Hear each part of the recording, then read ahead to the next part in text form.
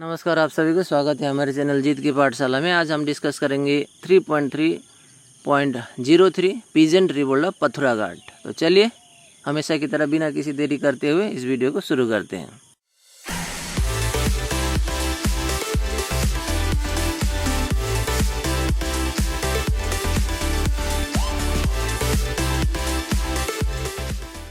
The peasant revolt of North Kamrup had hardly cooled down when another peasant revolt began in Pathuraghat in the Mongoloi circle of Darang district.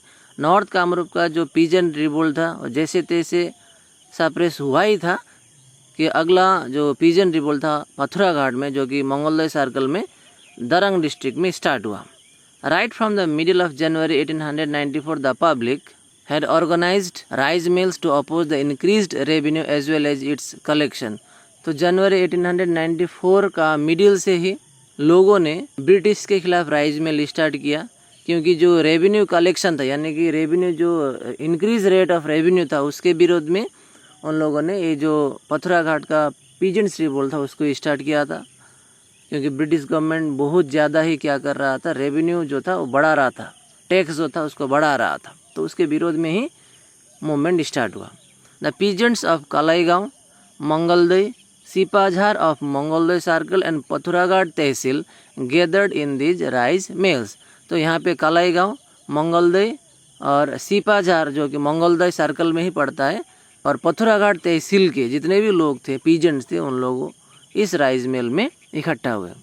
After holding such public assemblies in their own areas, the peasants were planning a huge public assembly for 3 days, 26 to 28 January in पथुरा घाट। सभी peasants ने अपना अपना area में peasants movement start किया और इन लोगों ने decide किया कि 26, 27, 28 जनवरी को, यानी कि 3 दिन जितने भी पीजेंट्स थे इन एरिया के, वो सारे कहाँ पे इकट्ठा होंगे? पथुरा घाट में। This news travelled from the tehsildars of that area to the circle officer, who was in turn informed the deputy commissioner J.D. Anderson about this proposed rice mill. तो ये जो पथुराघाट में इकट्ठा होने वाली बात थी, तो किसी तरह से तहसीलदार से होते हुए तो सर्कल ऑफिसर तक पहुंचा, और सर्कल ऑफिसर ने क्या किया, डिप्टी कमिश्नर J.D. एंडरसन को बता दिया कि 26, 27, 28 को बहुत सारे लोग ब्रिटिश के खिलाफ एक प्रोटेस्ट करने वाले हैं। और किसके खिलाफ? ब्रिटिश के खिलाफ। स्पेशली किस लिए? और जो इंक्रीज रेवेन्यू था, इंक्रीज रेट ऑफ रेवेन्यू था, उसके विरोध में।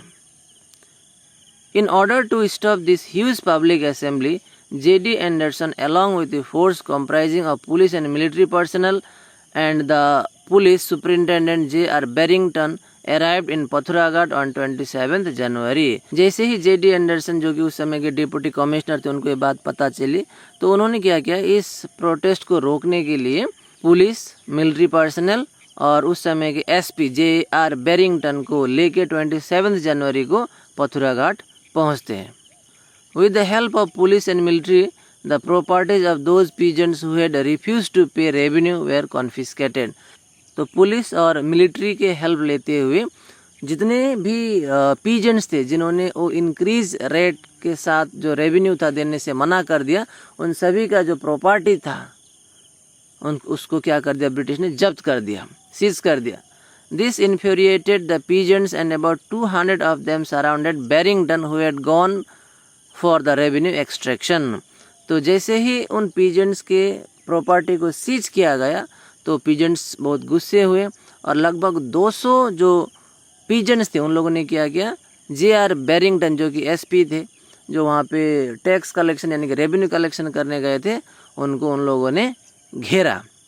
He somehow managed to save himself from the clutches of the public and reaching the rest camp described everything to the DC. तो वहाँ से, उस भीड़ से जैसे तैसे J.R. बैरिंगटन भागने में सक्षम हो जाते हैं और जाके DC को सारा जो कहानी था वो बताते हैं कि वो किस तरह अपना जान को बचाते हुए वहाँ तक पहुँचे। A few hours later, around 2000 peasants marched toward the rest camp. Almost each one of them was armed with stick. तो 1-2 घंटा के बाद लगभग 2000 पीजेंट्स उसी रेस्ट कैंप की ओर पहुँचते हैं और सभी के हाथों में एक एक स्टिक था। क्योंकि उनका हथियार ही क्या था, वही स्टिक था। When the peasants reached the rest camp, Anderson advised them to go home as soon as possible, but they did not move. तो जैसे ही वहाँ पहुँचे तो डीसी उस समय के एंडरसन बाहर आके सभी को कहते हैं कि आप लोग जितना जल्दी हो सके यहाँ से वापस चले जाएं, लेकिन पीजेंट्स जो है वहाँ से हटने के लिए तैयार नहीं थे। At this, the DC ordered the police superintendent to disperse the peasants by using force if necessary. तो जब डीसी के कहने पर भी पीजेंट्स वहाँ से नहीं हटे तो उन्होंने एसपी को कहा कि अगर आप चाहते हैं तो आप अपना जो बल है उसका प्रयोग करते हुए इन सभी लोगों को यहाँ से हटाइए। Following this order, when the police superintendent tried to forcefully chase away the peasants, they retaliated by brandishing their sticks, hurling stones, pebbles and moved in closer. तो जब एसपी ने अपना बल प्रयोग करके उन लोगों को वहाँ से हटाने का कोशिश किया तो पीजेंट्स के हाथों में जो स्टिक था, लाठी था, उन लोगों ने भी उस लाठी का इस्तेमाल करते हुए पुलिस के ऊपर आक्रमण यानी कि हमला कर दिया। साथ ही वहाँ पे जितने भी पत्थर वगैरह थे उन पत्थर को भी उठा के पुलिस के ऊपर उन लोगों ने हमला कर दिया और धीरे धीरे से डीसी ऑफिस की ओर बढ़ने लगे। The raining of stones and Peebles was such that the police, military and the administrative officers non could keep their eyes open. यहाँ पे रेनिंग ऑफ स्टोन्स कहा गया है तो आप खुद ही समझिए कि किस तरह से उन लोगों ने पत्थर फेंका होगा बारिश की तरह कि चारों ओर स्टोन ही स्टोन गिरने लगे। जिस तरह से ज़्यादा बारिश होने पर हम लोग अपना आँख जो है खुला नहीं रख सकते हैं, उसी तरह से वहाँ पे जब पत्थरों की बारिश होना स्टार्ट हुआ तो पुलिस और जो एडमिनिस्ट्रेटिव ऑफिसर यानी कि डीसी थे वो सभी अपना जो आँख था उनको बंद करना पड़ा, वो खोल के नहीं रख पाए। Under such condition the DC order the police superintendent to open fire. तो जब पीजेंट्स इतना एग्रेसिव हो गए, पत्थर फेंक रहे हैं डीसी के ऊपर, पुलिस के ऊपर, साथ ही हमला कर रहे हैं स्टिक के द्वारा, तो डीसी ने भी क्या कर दिया, सुपरिटेंडेंट को फायरिंग का ऑर्डर दे दिया पीजेंट्स के ऊपर। According to unofficial records, 140 pigeons were killed and 150 pigeons were injured as a result of the firing. और unofficial record का अगर हम लोग बात करते हैं तो लगभग 140 pigeons उसमें मारे गए जबकि 150 pigeons घायल भी हुए थे।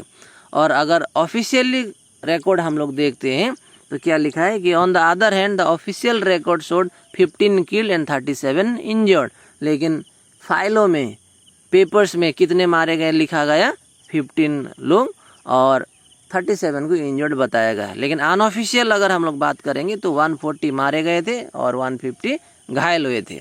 The peasant revolt of Pathuragarh was crushed by the British imperialist government with an iron hand.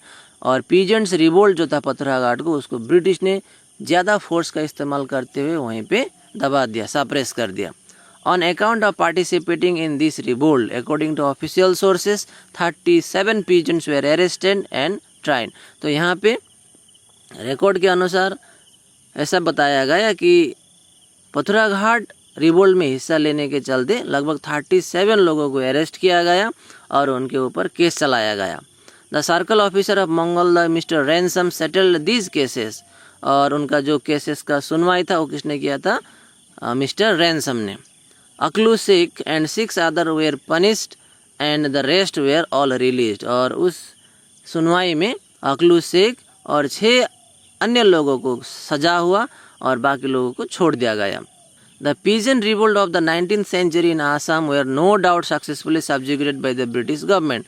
Peasants revolt जितने भी थे 19th सेंचुरी को, उसको बिना संदेह से हम लोग कह सकते हैं कि ब्रिटिश ने सभी को आसानी से क्या कर दिया, सप्रेस कर दिया यानी कि दबा दिया।